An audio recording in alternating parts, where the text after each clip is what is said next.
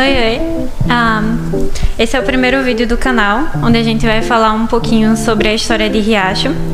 E a nossa primeira entrevistada é uma professora que foi super importante por ter escrito o hino da nossa cidade, que é uma das coisas que mais revela a identidade realmente do município. Então, boa noite, professora. Qual é o seu nome completo? Boa noite, Juliana. Eu sou Ivoneide Paz de Lira e, como você já disse, sou professora e entrei, aceitei o desafio, de construir o hino da cidade. E eu quero desde já agradecer a você, por essa oportunidade da gente poder estar partilhando hoje um pouco do que foi essa produção histórica. A gente é que agradece a sua participação. Então, de onde foi que surgiu exatamente a ideia de agora vamos criar um hino da cidade? Bem, tudo surgiu com a criação do projeto Nossa Escola, Nossa Gente, que foi feito pela Escola Manuel Bacelar e que teve à frente um grupo de professores de História.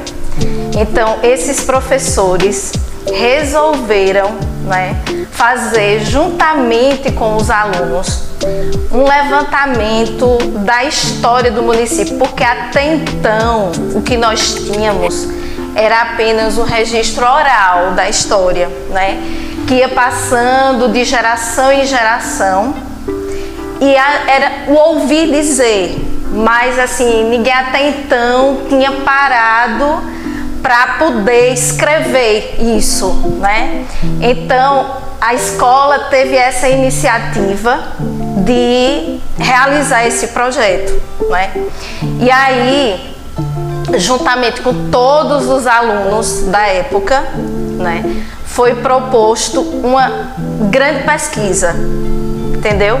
E aí, cada turma, tinha a missão de se dedicar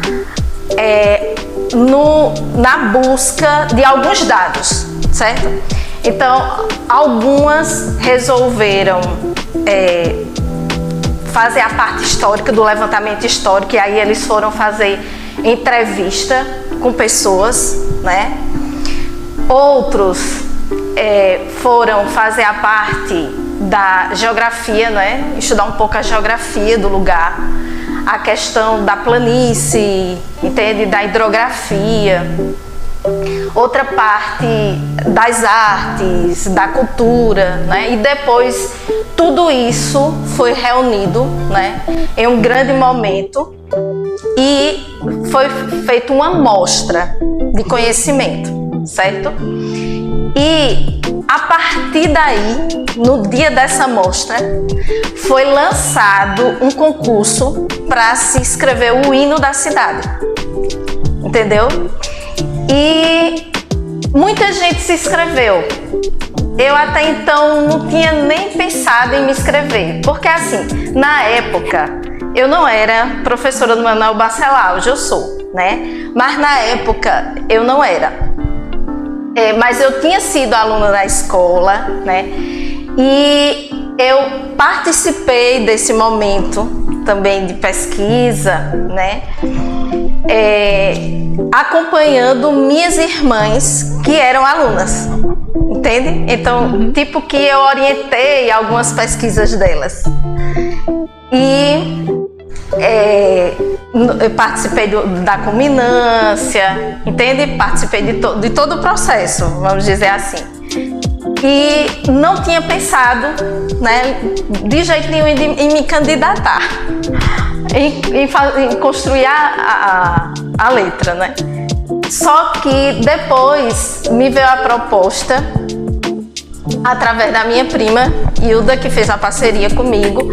Vamos fazer, até porque eu tinha recentemente acabado de participar de alguns concursos de poesia na faculdade, E eu tinha ganhado esses concursos. Aí ela se empolgou com porque eu tinha ganhado, né, esses concursos de poesia lá na faculdade.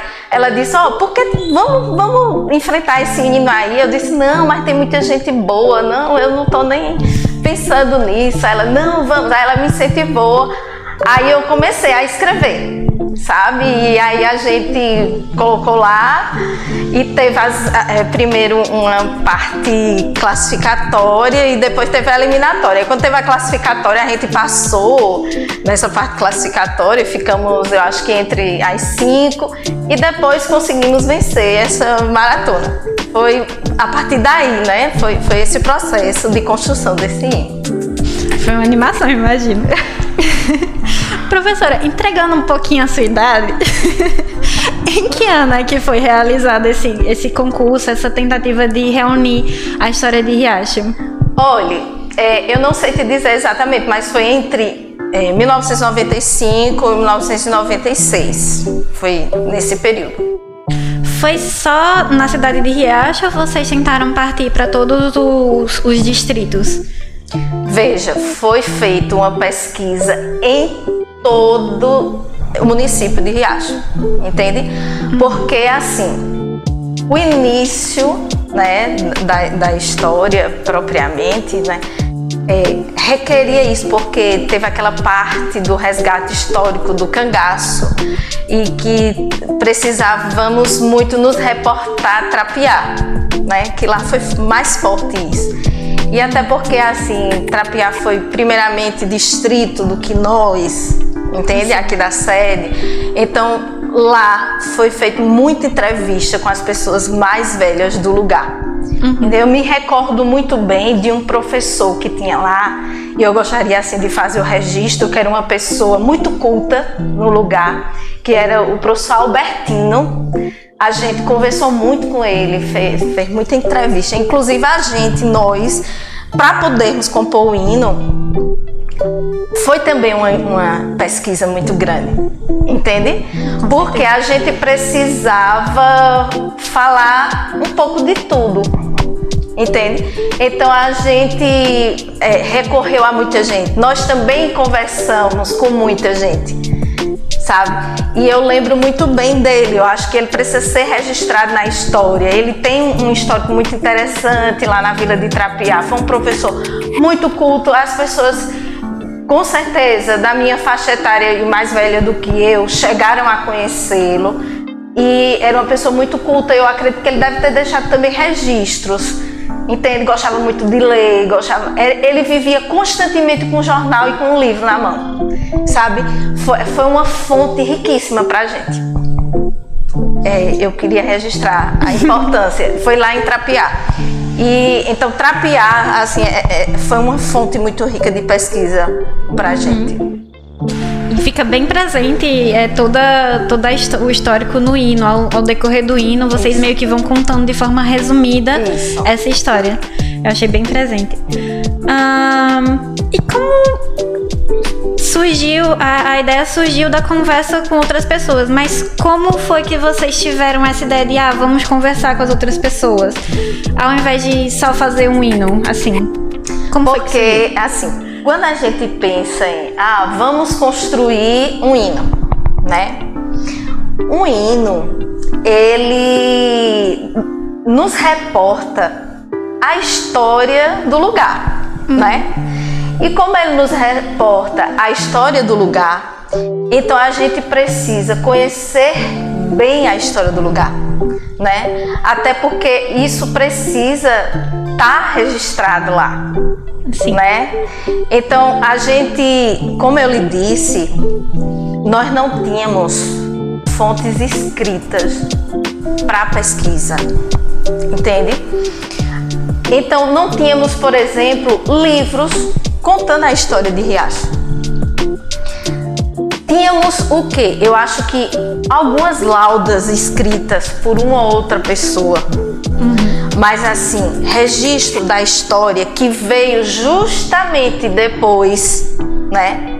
Porque eu lembro que depois a professora Emineide, que foi uma das mentoras né, desse projeto, eu gostaria de registrar, assim, porque é importante essas pessoas, né, que tanto contribuíram para a história do município ser lembradas. Ela foi uma das mentoras do projeto e Emineide depois resolveu reunir todos esses dados e transformar em um livro. E com a ajuda do professor historiador Josué, lá da Faculdade de Filosofia, Ciências e Letras de Caruaru, juntos eles construíram um livro. Aí hoje nós temos um livro escrito. Então, essa, né, geração de vocês hoje tem fontes escritas para pesquisarem a história de Riacho, né? E nós tivemos que construir isso, né, para deixar esse legado para vocês. E assim, eu me sinto muito feliz, né, por ter dado essa minha contribuição enquanto cidadã, né, para a nossa história, né, para as novas gerações, que eu acho que essa é a missão nossa. Então, como a gente não tinha registro escrito nenhum, então a gente teve que recorrer, né, as pessoas, as fontes da história viva que existia na época, né? E aí foi justamente, como eu lhe disse, a gente conversou com muita gente, né, que viveu aqui em Riacho. Eu lembro muito de seu Zé Profírio, que é pai do nosso locutor Bildusson. Ele foi uma das fontes, entendeu? Rica de informação, porque ele tinha sido um dos habitantes mais antigos aqui de Riacho. E interessante que quando a gente procurou essas pessoas, elas já estavam numa idade avançada, entende? Então, se a gente tivesse adiado mais isso, a gente ia perder essas fontes. Entende? Então, o que a gente pôde, assim, de explorar, sabe, dessas pessoas, de entrevistar, de correr atrás desse pessoal, a gente fez muito isso, assim, essas fontes vivas. Porque a história mesmo de Riacho, a gente só resgatou através das fontes vivas da história. Porque, por exemplo, população, né, a densidade geográfica, o clima do lugar, a planície, essas coisas é fácil da gente, né, ir atrás, até porque já existe um estudo, né, pela região onde a gente está, já existem coisas avançadas que a gente pode recorrer, né? Ora, eu estou em Riacho, Riacho fica no agreste, né, de Pernambuco. Pernambuco fica situado no Nordeste, e aí tem uma vegetação própria, né? Tem um clima próprio, etc e tal. Então isso é muito mais fácil de se construir, de se fazer. Agora, a história em si, né, é que é mais complicada e que deu mais trabalho, na verdade, porque a gente teve que recorrer a essas fontes vivas. E, infelizmente, né, muitas também já já não estavam mais entre a gente, entendeu? Como, por exemplo, uma pessoa que conhecia muito da história religiosa do nosso município, que era o senhor José Lima Figueroa, que já não estava mais com a gente. Ele conhecia muito da história religiosa, e aí a gente não teve mais como fazer esse resgate, entende? Então a gente perdeu muito, entende? Ou seja, até que alguém despertasse para a construção da nossa história.